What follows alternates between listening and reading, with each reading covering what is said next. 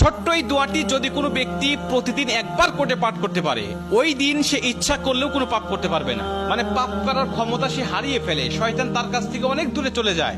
নবীজি বলছেন, যদি কোনো ব্যক্তি এই দোয়াটা মাত্র একবার পাঠ করে, যেদিন সে পাঠ করবে ওই দিন শয়তান চিৎকার করে কাঁদতে থাকে, চিৎকার করে আওয়াজ দিয়ে বলতে থাকে যে আজকে সারাদিন তুই আমার ওয়াসওয়াসা থেকে মুক্ত হয়ে গেলি, আমি ইচ্ছা করেও আজকে তোকে আর ধোঁকা দিতে পারবো না, তুই আজকে আর কোনো পথভ্রষ্টের কাজ করতে পারবি না, তুই সেটা আমার কাছ থেকে মুক্ত হয়ে গেলি।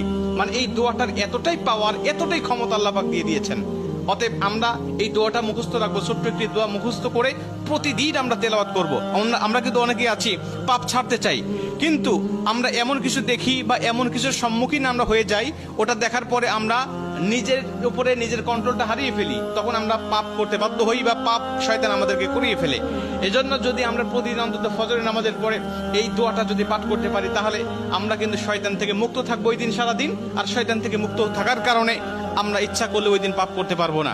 নবীজি এই দোয়াটা শিখিয়েছেন, আউযু বিল্লাহিল আযীম, আউযু বিল্লাহিল আযীম ওয়া বিওয়াজহিল কারীম ওয়া সুলতানিহিল কাদীম মিনাশ শাইতানির রাজীম। আমি আবারও দোয়াটা পাঠ করছি, যারা লিখে নিতে পারেন লিখে নেবেন, এবং প্রয়োজনে এটা ভিডিও আকারে যেহেতু এটা পাবলিশড হবে, আপনারা যারা ফেসবুকে দেখবেন আপনারা অবশ্যই এটা শেয়ার করে রেখে দিবেন টাইম লাইনে, প্রয়োজনে বারবার শুনে শুনে আপনি এটা মুখস্থ করে নেবেন। দোয়াটি হচ্ছে, আউযু বিল্লাহিল আযীম ওয়া বিওয়াজহিল কারীম ওয়া সুলতানিহিল কাদীম মিনাশ শাইতানির রাজীম। এই দোয়াটা আপনি মুখস্থ করে নেবেন, আর এই দোয়াটা পড়ার কারণে কিন্তু শয়তান থেকে আপনি মুক্ত থাকবেন। আর শয়তান যেহেতু আমাদের প্রকাশ্য শত্রু, এই শয়তান কিন্তু আমাদেরকে জাহান্নামে নেওয়ার জন্য, জান্নাত থেকে আমাদেরকে বিরত রাখার জন্য বারবার চেষ্টা করছে। আমাদের সামনে থেকে, পিছন থেকে, ডানে থেকে, বামে থেকে, সব জায়গা দিয়ে কিন্তু শয়তান আমাদেরকে ধোঁকা দেওয়ার জন্য সদা ব্যস্ততা। আল্লাহর সাথে সে চ্যালেঞ্জ করে আসছে, আল্লাহকে বলছে, আল্লাহ প্রয়োজনে তুমি জান্নাতের সংখ্যা কমিয়ে ফেলো, জাহান্নামের সংখ্যা বাড়িয়ে দাও, কারণ আমি মানুষগুলোকে যেভাবে ধোঁকা দেব, এই ধোঁকায় সে বোকা হয়ে তোমার ইবাদত আর গোলামি সে করবে না, সে নিঃসন্দেহে পথভ্রষ্ট হয়ে যাবে। এই জন্য শয়তান থেকে মুক্ত থাকার জন্য আমরা কিন্তু সর্বসময় দোয়াটা পাঠ করবো। প্রতিদিন অন্তত একবার এই দোয়াটা আমরা পাঠ করলে আমাদের কাছ থেকে শয়তান মুক্ত হয়ে যাবে, আমরা শয়তান মুক্ত জীবন যাপন করব।